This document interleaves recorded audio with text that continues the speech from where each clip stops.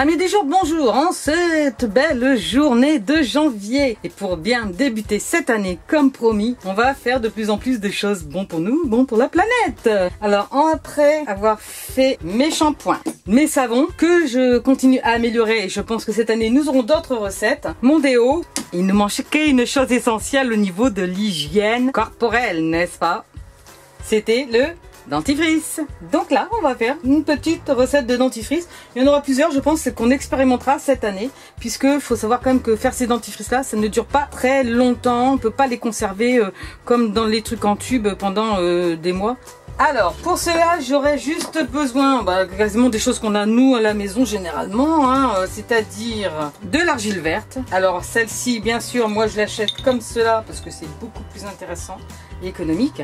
Mais il faudra la mettre en poudre, comme ça d'ailleurs.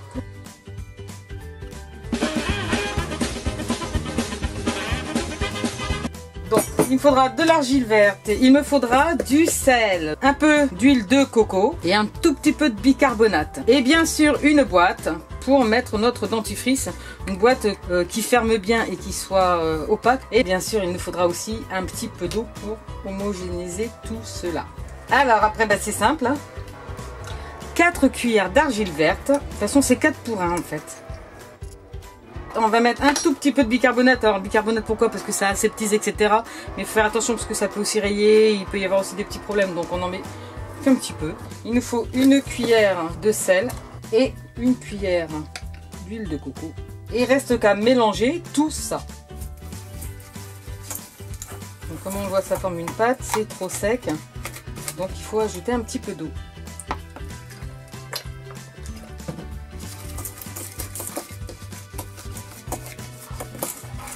Il me semble qu'en moyenne, on doit être à peu près à 4 cuillères d'eau, hein, pour avoir...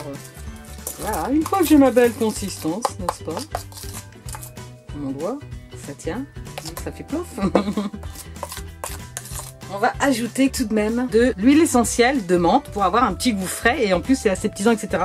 Alors il y en a plusieurs types de menthe. Il faut simplement bien vérifier qu'elle peut être utilisée en cuisine, c'est-à-dire qu'elle peut être absorbée. Ça c'est primordial. Vérifiez toujours vos huiles essentielles. Et là je ne mets que 2 gouttes.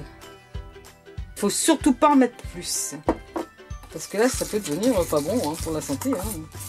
Donc je remélange ça. Ça sent super bon la menthe.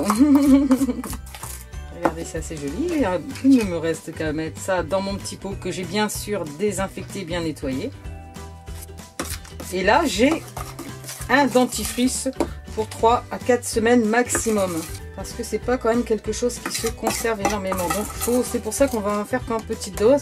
Et c'est pour ça qu'on se retrouvera d'ici quelques temps, peut-être le mois prochain, je ne sais pas, pour tester une autre recette de dentifrice. En plus, là dans ce pot, il est transportable, c'est super.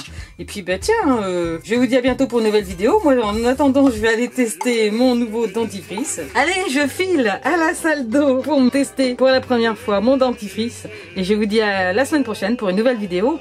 Toujours tendance, bon pour moi, bon pour la planète. Goûtez-moi ça. T'es encore là? Eh bien attention, j'ai testé. Alors il y a un goût de sel un peu trop fort. Je pense qu'il faut diminuer un petit peu la dose de sel. Donc mets une demi-cuillère de sel, je pense que ça sera bien. Donc je te rappelle qu'il nous faut 4 cuillères d'argile verte ou blanche en poudre, une cuillère huile de coco, petit saupoudrage de bicarbonate de soude et une demi-cuillère de fleur de sel et 2 gouttes seulement de menthe ou de citron. Bref, quelque chose que tu peux mettre dans ta bouche et que tu peux ingérer sans danger.